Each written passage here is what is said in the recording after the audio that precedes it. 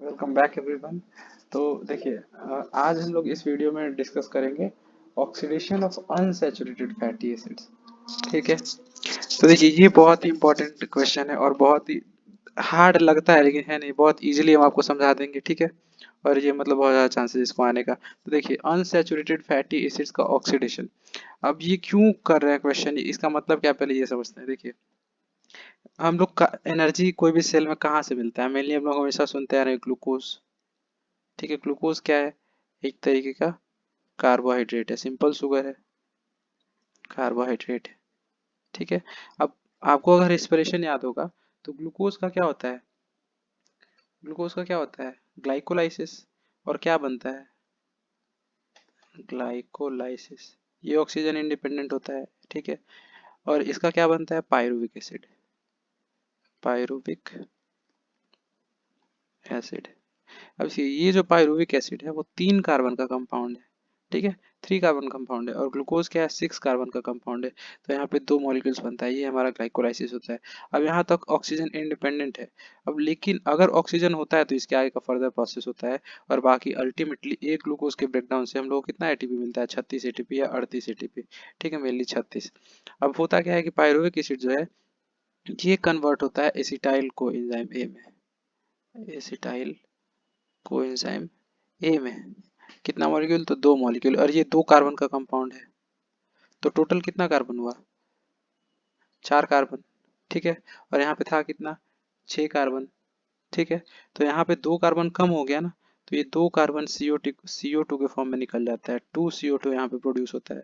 और ये जो रिएक्शन है पायरुविक एसिड को एसिटाइल कोएंजाइम ए में कन्वर्ट करना, इसी को बोलते हैं लिंक रिएक्शन। Link reaction. अब ये लिंक रिएक्शन होता है पेरी माइटोकॉन्ड्रियल स्पेस में। माइटोकॉन्ड्रिया है, इनर मेम्ब्रेन, आउटर मेम्ब्रेन, और ये स्पेस में क्या होता है? Link reaction. बाहर मान लिया साइटोप्लाज्म में, तो साइटोप्लाज्म में क्या हुआ? ग्लाइकोलाइसिस, फिर लिंक रिएक्शन, और अंदर फाइनली पहुंचता है क्या? तो एसिटाइल कोएंजाइम ए। और एसिटाइल कोएंजाइम ए ही है जो फाइनली क्रेब्स साइकिल और फॉस्फोरिलेशन करके हम लोग को एनर्जी देता है। ठीक है। यहीं पे आपको बता देते हैं कि एक एसिटाइल कोएंजाइम ए जो होता है वो 12 एटीपी देता है। ठीक है। अब देखिए, ये है बेसिक। कार्बोहाइड्रेट से एनर्जी मिलता है हम लोग को, ग्लूकोज को इस तरह से, ग्लूकोज से इस तरीके से, अगर ऑक्सीजन का प्रेजेंस हो तो। लेकिन जो फैट्स है, ये भी हम लोग को एनर्जी देता है, और ये कार्बोहाइड्रेट से कहीं ज्यादा एनर्जी देता है। ठीक है। तो एनर्जी जो क्रेब साइकिल में जा रहा है और फिर बाद में फॉस्फोरिलेशन हो रहा है, वो एक्चुअली ये एसिटाइल कोएंजाइम ए है। इसके पहले तो माइटोकॉन्ड्रिया के मेम्ब्रेन के बीच में या फिर साइटोप्लाज्म में मेन क्रेब साइकिल कहाँ हो रहा है? मैट्रिक्स में। और मैट्रिक्स में क्या है? Acetyl coenzyme A. तो ये फैट्स जो है डायरेक्ट एसिटाइल कोएंजाइम ए में कन्वर्ट हो जाता है। तो क्या हो रहा है कि एसिटाइल कोएंजाइम ए से एनर्जी मिल रहा है, लेकिन ये एसिटाइल कोएंजाइम का सोर्स अलग अलग है। वो या तो कार्बोहाइड्रेट से आ सकता है या फैट्स से भी आ सकता है। ठीक है। तो इसके लिए हम लोग को फैट्स को करना पड़ता है ऑक्सीडाइज, और इसी को बोलते हैं ऑक्सीडेशन ऑफ फैट। तो ऑक्सीडेशन ऑफ फैट से हम लोग को डायरेक्ट एसिटाइल कोएंजाइम ए मिलता है, जो आगे क्रेब साइकिल और फॉस्फोरिलेशन से हम लोग को एनर्जी प्रोवाइड करता है। तो इसीलिए हम लोग पढ़ते हैं ऑक्सीडेशन ऑफ फैट्स। अब फैट्स भी होता है 2 तरीके का। देखिए, फैट्स जो होता है 2 तरीके का, सैचुरेटेड एंड अनसैचुरेटेड। सैचुरेटेड मतलब कि ऐसा फैट्स जो जिसमें सिंगल बॉन्ड हो, ओनली कोई डबल बॉन्ड ना हो। फॉर एग्जांपल, फैट्स का फॉर्मूला क्या है? ये एक तरीके का कार्बोक्सिलिक एसिड है। ठीक है, fatty acid large carbon chain के साथ। तो R C double bond O H, यही फैट्स है। अब ये आर बहुत बड़ा बड़ा चेंज हो सकता है। ठीक है। तो ये जो आर है, इसमें अगर कोई डबल बॉन्ड नहीं होगा तो उसको बोलेंगे सैचुरेटेड फैटी एसिड। अगर ये आर है, उसमें कोई एक डबल बॉन्ड, मिनिमम मिनिमम एक डबल बॉन्ड भी आ जाए, तो उसको बोल देते हैं अनसैचुरेटेड फैटी एसिड। ठीक है। अब इसमें भी 2 तरीके का, मूफा और पूफा। फूफा नहीं, पूफा। ठीक है। मूफा और पूफा। तो मूफा मतलब मोनो अनसैचुरेटेड फैटी एसिड। देखिए, मोनो, मोनो, बाकी वही है, unsaturated fatty acid, mono unsaturated fatty acid. और पूफा मतलब पॉली अनसैचुरेटेड फैटी एसिड। तो अगर ये डबल बॉन्ड जो है आर में बस एक रहेगा तो होगा मूफा, और एक से ज्यादा होगा तो होगा पूफा। ठीक है। तो एग्जाम्पल है मूफा का ओलेइक एसिड। ठीक है। और पूफा का एग्जाम्पल है लाइनोलेनिक एसिड। ठीक है। तो ये हो गया। तो हम लोग को क्या क्वेश्चन है कि फैट अनसैचुरेटेड फैटी एसिड का बीटा ऑक्सीडेशन बताइए। तो अनसैचुरेटेड फैटी एसिड तक हम आ गए हैं, इसमें भी दो होता है, मूफा होता है, पूफा होता है, ठीक है। अब ये बीटा ऑक्सीडेशन क्या होता है, तो देखिए जो फैट्स होता है इसका ऑक्सीडेशन होता है, ये भी अलग अलग तरीके का होता है, ठीक है। बीटा ऑक्सीडेशन होता है, अल्फा ऑक्सीडेशन होता है, ठीक है, ओमेगा ऑक्सीडेशन होता है, ठीक है। तो हम लोग को कौन सा पढ़ना है, बीटा ऑक्सीडेशन। तो फैट्स में भी अनसैचुरेटेड फैटी एसिड का बीटा ऑक्सीडेशन कराना है, बीटा ऑक्सीडेशन। अब बीटा ऑक्सीडेशन क्यों बोलते हैं, ये भी जरा सा जान लेते हैं बेसिक, ठीक है। अब देखिए कोई भी कार्बन चेन है, ठीक है। अब यहाँ से है सपोज ये हमारा फैटी एसिड, ये काफी लंबा हो सकता है, डैश डैश डैश। तो देखिए जो कार्बन से double bond O O H carboxylic group attached है, इस कार्बन को बोलते हैं, इस कार्बन कहाँ गया, ये कार्बन जो है, इस कार्बन से बगल वाले कार्बन को बोलते हैं अल्फा कार्बन, क्या, तो अल्फा कार्बन। और अल्फा कार्बन के बगल वाले को बोलते हैं बीटा कार्बन, ठीक है। तो ये कार्बन को बोलेंगे बीटा कार्बन और ये कार्बन को बोलेंगे अल्फा कार्बन। तो बीटा ऑक्सीडेशन मतलब कि जो बीटा कार्बन है इसका ऑक्सीडेशन किया जाता है, इसका ऑक्सीडेशन होता है, that's why it is called beta oxidation, ठीक है। तो देखिए यही हम लोग करवाने वाले हैं। तो क्वेश्चन तक पहुंच गया कि हाँ अनसैचुरेटेड फैटी एसिड का बीटा ऑक्सीडेशन कराइए। तो हम लोग किसी एक का एग्जांपल लेके हम लोग क्वेश्चन में प्रोसीड करेंगे और उसको सॉल्व करेंगे, ठीक है, दिखाएंगे कैसे बीटा ऑक्सीडेशन होता है। तो हम लोग इस क्वेश्चन में डिस्कस करेंगे beta oxidation of oleic acid. तो अब तो समझ में आ गया क्या हम लोग करने वाले हैं। Oleic acid type of mono unsaturated fatty acid, तो हो गया beta oxidation of unsaturated fatty acid. तो ओलेइक एसिड का हम लोग बीटा ऑक्सीडेशन देखेंगे। देखिए there are various types of oxidation of fatty acids, ठीक है। बीटा ऑक्सीडेशन होता है जो कि मेजर होता है सबसे ज्यादा, ओमेगा ऑक्सीडेशन, अल्फा ऑक्सीडेशन। अब बीटा ऑक्सीडेशन जो कराना होता है फैटी एसिड का, वो माइटोकॉन्ड्रिया में होता है, ठीक है, या फिर परऑक्सीजोम्स में भी होता है। अब माइटोकॉन्ड्रिया में कहाँ होता है, तो मैट्रिक्स में होता है, ठीक है। और परऑक्सीजोम जो ऑर्गेनल्स होता है, यहाँ भी बीटा ऑक्सीडेशन होता है फैट का, लेकिन अगर चेन बहुत लंबा होता है, बहुत लंबा चेन वाला, मतलब जो आर ग्रुप है बहुत लंबा और कॉम्प्लेक्स है, तो वैसे फैटी एसिड का ऑक्सीडेशन, बीटा ऑक्सीडेशन परऑक्सीजोम्स में होता है, नहीं तो मोस्टली माइटोकॉन्ड्रिया में होता है। तो site of beta oxidation of fatty acid कहाँ हो गया, माइटोकॉन्ड्रिया। अब आगे देखते हैं। Beta oxidation of unsaturated fatty acid is slightly different from the beta oxidation of saturated fatty acid, ठीक है। तो सैचुरेटेड फैटी एसिड जो है, फॉर एग्जांपल पाल्मिटिक एसिड, तो इसका भी बीटा ऑक्सीडेशन होता है, लेकिन ये हम कौन क्वेश्चन में नहीं है, ठीक है। तो सैचुरेटेड फैटी एसिड का जो बीटा ऑक्सीडेशन होता है वो थोड़ा सिंपलर होता है, और अनसैचुरेटेड फैटी एसिड का थोड़ा सा इसमें एक्स्ट्रा एंजाइम्स लगते हैं। तो वही बात कर रहा है कि this includes two additional enzymes, isomerase and reductase, ठीक है। Let's understand beta oxidation of fatty acids with an example of MUFA, mono unsaturated fatty acid, and that is the oleic acid। तो oleic acid का हम लोग beta oxidation कराने वाले हैं, ठीक है। तो ओलेइक एसिड के बारे में जान लेते हैं। 18 कार्बन का कंपाउंड है और 6 डबल बॉन्ड प्रेजेंट होता है 9th और 10th कार्बन के बीच में, ठीक है। 6 डबल बॉन्ड प्रेजेंट होता है 9th और 10th कार्बन के बीच में, ओके। अब देखिए fatty acid इंटर्स the mitochondria in the form of fatty acyl coenzyme A. अब देखिए फैट, ये सेल है, ये माइटोकॉन्ड्रिया है। तो माइटोकॉन्ड्रिया में अंदर फैटी एसिड नहीं जाता है, ये पहले कन्वर्ट होता है, ठीक है। कन्वर्ट होके जाएगा वो अंदर fatty acyl coenzyme A, fatty acyl coenzyme A. तो फैटी एसिड से बना फैटी एसाइल कोएंजाइम ए। तो कैसे बनता है, तो through carnitine cycle, carnitine cycle. तो पहले फैटी एसिड का कार्निटीन साइकिल से गुजरना होता है, फिर वो फैटी एसाइल कोएंजाइम ए बनता है और माइटोकॉन्ड्रिया के अंदर जाता है। तो फैट्स माइटोकॉन्ड्रिया के अंदर कार्निटीन साइकिल से होके गुजरते हैं, ठीक है। तो fatty acid enter the mitochondria in the form of fatty acyl coenzyme A and this is done by carnitine shuttle, ठीक है, which involves activation and transportation of fatty acid. तो पहले फैट्स को एक्टिवेट किया जाता है, पहला बात एक्टिवेट, और फिर ट्रांसपोर्ट इनसाइड द माइटोकॉन्ड्रिया। तो कार्निटीन साइकिल के बारे में बताना है, पहले कार्निटीन साइकिल होगा, फिर क्या है कि the enzymes for the beta oxidation are present in the mitochondrial matrix.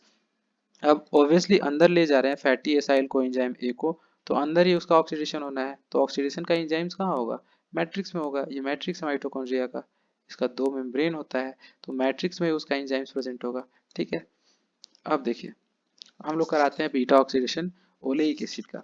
देखिए हम लोग शुरू में क्या पढ़े थे, शुरू में पढ़े थे कि फैट्स जो है ऑक्सीडाइज होके बीटा ऑक्सीडेशन होके वो बनता है एसिटाइल कोएंजाइम ए, और एसिटाइल कोएंजाइम ए जो है वो ग्लूकोज से लाओ या फैट से लाओ, एसिटाइल कोएंजाइम ए ही होता है जो कि आगे क्रेब साइकिल में जाता है, और एक एसिटाइल कोएंजाइम 12 एटीपी देने वाला है। ठीक है, तो ये एसिटाइल कोएंजाइम ग्लूकोज से है या फिर फैट से है। ठीक है, तो हम लोग को ओलेइक एसिड से एसिटाइल कोएंजाइम ए बनाना है, इतना तो समझ में आ गया। तो ओलेइक एसिड है, फैट हमारा मूफा है। ठीक है, कितना कार्बन का है, तो 18 कार्बन का है। ठीक है, 18 कार्बन, और इसे बनाना है एसिटाइल कोएंजाइम में। तो कैसे बना वो देखना है। ठीक है, तो देखिए पहले कार्निटीन साइकिल होगा, और जैसे हम लोग बोले कि फैट जो बनता है, फैटी एसिड जो है वो बनता है फैटी एसाइल कोएंजाइम में। ठीक है, फैटी एसाइल कोएंजाइम ए। तो वैसे ही ओलिक एसिड क्या बनेगा, oleoyl coenzyme A, acyl group. ठीक है, oleoyl, O L E O Y, oleoyl coenzyme A, जो कि 18 कार्बन का ही होगा। अब ये आ चुका है माइटोकॉन्ड्रिया के अंदर, पहले कहाँ था, बाहर, रेड लाइन के नीचे माइटोकॉन्ड्रिया। अब ये माइटोकॉन्ड्रिया के अंदर आ चुका है। अब देखिए इसका स्ट्रक्चर कुछ इस तरीके का है। हम लोग देखें कि 18 कार्बन का ये इसका चेन है, जिसमें से 9 और 10 पोजीशन पे सिस डबल बॉन्ड होता है। तो सिस डबल बॉन्ड है क्योंकि ये दोनों ग्रुप कहाँ है, एक ही साइड। अगर ऐसे होता तो वो क्या हो जाता है, ट्रांस। ठीक है, दोनों हाइड्रोजन कहाँ है, ऊपर साइड में, और दोनों ये जो ग्रुप है नीचे साइड में। तो सिस हाइड्रोजन यहाँ है और एक हाइड्रोजन यहाँ है। तो सिस फॉर्म में 9-10 पोजीशन पे डबल बॉन्ड है और 18 कार्बन का कंपाउंड है, और बाकी सी डबल बॉन्ड ओ और एस, ये कार्निटीन साइकिल में जुड़ा कोएंजाइम ACO है। ठीक है, अब ये हमारा है फैट ओल कोएंजाइम ए का, ये स्ट्रक्चर हो गया। अब क्या होगा कि जब एक साइकिल चलता है बीटा ऑक्सीडेशन का, एक साइकिल जब कंप्लीट होता है तो उसमें से एक एसिटाइल कोएंजाइम ए निकलता है, एक एसिटाइल कोएंजाइम एक निकलता है। ठीक है, ये एक तो ये निकलेगा, और फिर एक NADH2 निकलता है, और एक FADH2 निकलता है। ठीक है, ये जो मॉलिक्यूल्स होते हैं वो खुद एनर्जी नहीं देते हैं, एनर्जी प्रोडक्शन में, एटीपी प्रोडक्शन में हेल्प करते हैं, इसीलिए इसको बोला जाता है रिस्पिरेटरी पावर। ठीक है, तो ये NADH2 यहाँ पे प्रोड्यूस हो रहा है, एक FADH2 प्रोड्यूस हो रहा है, और एक एसिटाइल कोएंजाइम है। तो होता क्या है कि हम लोग को फैटी एसिड से बनाना है एसिटाइल कोएंजाइम ए, जो कि 2 कार्बन का कंपाउंड है, 2 कार्बन का, और फैटी एसिड बहुत ही लंबा हो सकता है। तो क्या क्या होता है कि दो दो कार्बन टूटते टूटते टूटते टूटते ये एसिटाइल कोएंजाइम ए में टोटली कन्वर्ट हो जाता है। ठीक है, और ये हर स्टेप में एक ये बीटा ऑक्सीडेशन कंप्लीट होता है। फॉर एग्जांपल 18 कार्बन का कोई फैटी एसिड है, तो एक साइकिल चलेगा बीटा ऑक्सीडेशन का, तो बच जाएगा 16 कार्बन का फैटी एसिड और एक एसिटाइल कोएंजाइम ए। समझे, फिर एक साइकिल चलेगा बीटा ऑक्सीडेशन का। ठीक है, और फिर बन जाएगा, फिर उसमें से 2 कार्बन निकल जाएगा एसिटाइल कोएंजाइम के फॉर्म में। तो 14 कार्बन प्लस एक पहले वाला एसिटाइल कोएंजाइम है, एक नया बना। ठीक है, तो हो जाएगा 2 एसिटाइल कोएंजाइम ए। ठीक है, और हर प्रोसेस पे एक NADH2 और एक FADH2 भी बन रहा है। तो मतलब कहने का मतलब क्या, कि हम लोग को देखना है कि कितना साइकिल चलेगा बीटा ऑक्सीडेशन का जब तक कि वो फैटी एसिड टोटली कन्वर्ट हो जाए एसिटाइल को एंजाइम ए में। ठीक है, तो हम देखते हैं। तो पहले 3 साइकिल चला बीटा ऑक्सीडेशन का, क्यों, क्योंकि डबल बॉन्ड फिर यहाँ अल्फा पोजिशन पे आ गया। ठीक है, फिर उसका ऑक्सीडेशन होगा। ठीक है, बीटा पोजिशन पे आ गया, सॉरी अल्फा तो ये है, बीटा पोजिशन पे आ गया। अब देखिए ये है बीटा पोजिशन, अब यहाँ पे ऑक्सीडेशन कराएंगे। ठीक, तो जब तक ये बीटा पोजिशन पे डबल बॉन्ड नहीं आएगा, 3 क्या हो गया, बीटा ऑक्सीडेशन चला साइकिल। अब 3 साइकिल चला तो हर साइकिल में एक एसिटाइल कोएंजाइम में बना, तो 3 साइकिल में 3 एसिटाइल कोएंजाइम में प्लस 3 NADH2 प्लस 3 FADH2। इतना समझ में आया, 3 साइकिल चला है तो तीनों तीनों चीज एक एक बना है, तो 3-3 बन गया। ठीक है, अब देखिए 3 साइकिल चला, 3 एक एसिटाइल कोएंजाइम 2 कार्बन का होता है, और 3 निकला तो 6 कार्बन का लॉस हुआ। तो टोटल 18 कार्बन था, 6 कार्बन हटा दो तो 12 कार्बन का कंपाउंड बचना चाहिए, तो बचा हुआ है 12 कार्बन का कंपाउंड बचा हुआ है। अब ये फैटी एसिड 12 कार्बन का है। अब देखिए 12 कार्बन के लिए डोडेक यूज होता है टर्म। अब इसका नाम देखिए कैसे है, सिस, मतलब कि जो हाइड्रोजन है सेम साइड पे, डेल्टा 3 जो डबल बॉन्ड है थर्ड पोजीशन पे, हम लोग जिधर से नंबरिंग है उधर से बढ़ते हैं, 1 2 3 ना कि 4। ठीक है, फोर्थ पोजीशन पे कब होगा, जब यहाँ डबल बॉन्ड होगा।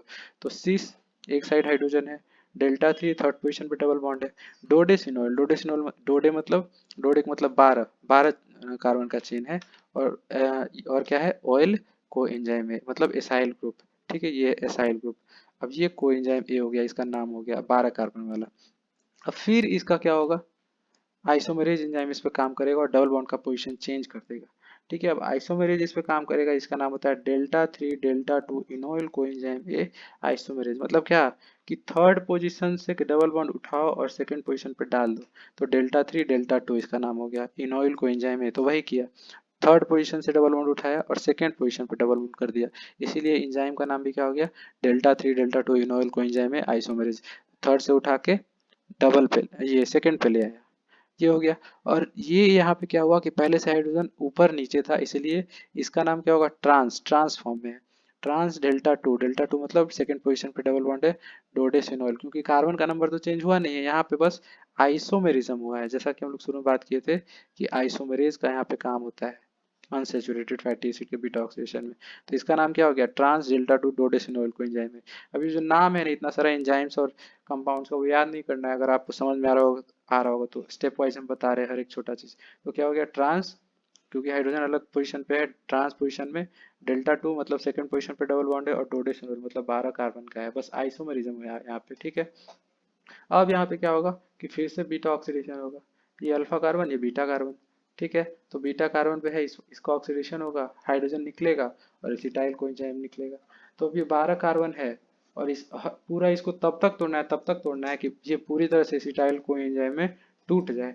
ठीक है, तो कितना साइकिल चलाना पड़ेगा, तो एक बार में 2 कार्बन निकलता है एक साइकिल में, एक एसिटाइल कोएंजाइम ए मतलब 2 कार्बन निकलता है। तो वैसे ही कितना साइकिल चलाएंगे कि पूरा टूट जाए। तो बहुत लोग बोलेंगे कि 12 कार्बन है और 2 कार्बन निकलता है तो 6 बार चलाएंगे। ठीक है, तो ये गलत हो जाएगा यहाँ पे एग्जाम में आपका, 6 बार नहीं चलाएंगे। जब 5 बार चला लेंगे तो पूरा टूट जाएगा, जब लास्ट बार चलाएंगे तब तो दो दो कार्बन अलग हो ही जाएगा, लास्ट बार चलाने का जरूरत नहीं पड़ेगा, तो 5 ही साइकिल चलाएंगे। ठीक है, तो क्या हो जाएगा, पूरी तरीके से टूट जाएगा और 6 एसिटाइल कोएंजाइम ए बन जाएगा। अब देखिए पूरा फैट टूट चुका है, 3 एसिटाइल कोएंजाइम ए यहाँ बना और 6 यहाँ बना, इसके साथ और भी कुछ बनेगा, नहीं बनेगा, बनेगा। ठीक है, क्या बनेगा, तो 6 NaDH2, जैसे बताया कि हर स्टेप पे ये रिस्पिरेटरी पावर वेव जनरेट होता है। ठीक है, तो 6 NaDH2 और 6 FADH2 हर साइकिल में एक एक बनता है, तो टोटल ये बना और ये बना, ओलिक एसिड के ब्रेकडाउन से, बीटा ऑक्सीडेशन से। तो एक बार हम अपना प्रोडक्ट लिख लेते हैं। ठीक है, क्या क्या बना, तो एक ओलिक एसिड जो है, ओलेइक एसिड जो है, इसका बीटा ऑक्सीडेशन हुआ, बीटा ऑक्सीडेशन हुआ, तो क्या बना, 3 ऊपर बना था, 3 एसिटाइल कोएंजाइम ए प्लस 6 नीचे बना था, एसिटाइल को ए। ठीक है, प्लस NaDH2 FADH2 कितना बना था, तो 3 NaDH2 ऊपर बना था प्लस 3 FADH2 ऊपर बना था, प्लस नीचे कितना बना था, तो 5 ही बना था, क्योंकि साइकिल 5 ही चला था, जितना साइकिल उतना NaDH2 FADH2।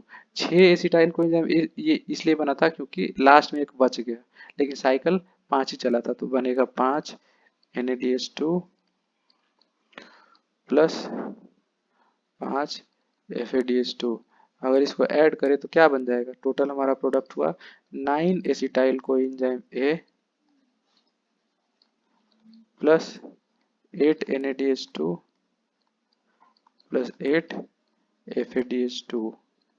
अब यही चीज हमारा बना है पूरा एक ओलिक एसिड के बीटा ऑक्सीडेशन से, जो कि बस एक मॉलिक्यूल है फैटी एसिड का। अब इसका हम निकाले अगर, ठीक है, कितना एटीपी के इक्विवेलेंट होगा, कितना एनर्जी से मिलेगा, तो आपको पता चलेगा कि एक फैटी एसिड, एक सिंपल सा जो 18 कार्बन का है, जबकि फैटी एसिड बहुत बड़ा बड़ा होता है, उससे इतना ज़्यादा एनर्जी निकलता है ग्लूकोज की तुलना में। तो सोचिए बड़ा बड़ा फैटी एसिड से कितना निकलता होगा। इसीलिए बोलते हैं कि फैट से सबसे ज़्यादा एनर्जी मिलता है, उसके बाद प्रोटीन से मिलता है, और सबसे कम एनर्जी मिलता है कार्बोहाइड्रेट से। ठीक है, कार्बोहाइड्रेट से। तो अभी हम इसको कैलकुलेट करके देखते हैं कि कितना एनर्जी के इक्विवेलेंट है। तो देखिए, energetics of beta oxidation of fatty acid, तो एक ओलेइक एसिड था 18 कार्बन का, उसका बीटा ऑक्सीडेशन हुआ तो 8 साइकिल चला, लेकिन एसिटाइल कोएंजाइम में कितना बना 9, क्योंकि एक लास्ट में बचा, साइकिल 8 चला, तो जितना साइकिल उतना FADH2 NADH2, तो 8 8 बना। ठीक है, अब देखिए हम शुरू में बताए थे कि एक एसिटाइल कोएंजाइम ये जब क्रेब साइकिल में और फॉस्फोरिलेशन होगा उसका, तो 12 ATP बनाता है। तो 9 एसिटाइल कोएंजाइम में है तो कितना ATP, 9 गुना 12 प्लस एक FADH2 जो होता है, यहाँ नहीं याद है तो आप याद कर लीजिए, एक FADH2 जो होता है वो 2 ATP के इक्विवेलेंट होता है, क्योंकि वो फॉस्फोरिलेशन में वो 2 ATP को बनवाने में हेल्प करता है। ठीक है, वो उसमें पढ़ेंगे डिटेल से। तो 2 ATP के इक्विवेलेंट होता है, और एफिड जो NADH2 है वो 3 ATP के इक्विवेलेंट होता है, 3 ATP। ठीक है, तो NADH2 3 ATP, 8 गुना 3, FADH2 8 गुना 2, तो टोटल कितना हुआ 108 प्लस 16 प्लस 24, मतलब 148 ATP। तो 1 एसिटाइल को ए यील्ड्स 12 ATP। ठीक है, इसीलिए हम लोग 12 से गुना किए हैं, तो टोटल 148 ATP बना, वो भी बस 1 ओलेइक एसिड मॉलिक्यूल से, एक बस छोटा सा मॉलिक्यूल है। ठीक है, फैट का, और वो भी कितना छोटा सा सिंपल फैट है, वो भी बस 20 कार्बन वाला, और इससे इतना एटीपी निकल रहा है, जबकि एक ग्लूकोज से बस 36 या 38 एटीपी निकलता है। तो देखिए कंपैरिजन कितना ज़्यादा एनर्जी निकलता है। तो यही है beta oxidation of fatty acid. I hope कि आपको बहुत ही अच्छे समझ में आ गया होगा। ठीक है, तो thank you for watching the video, और अगर आपको ये वीडियो हेल्पफुल लगा तो you can like and subscribe the channel. ठीक है, थैंक यू, बाय बाय।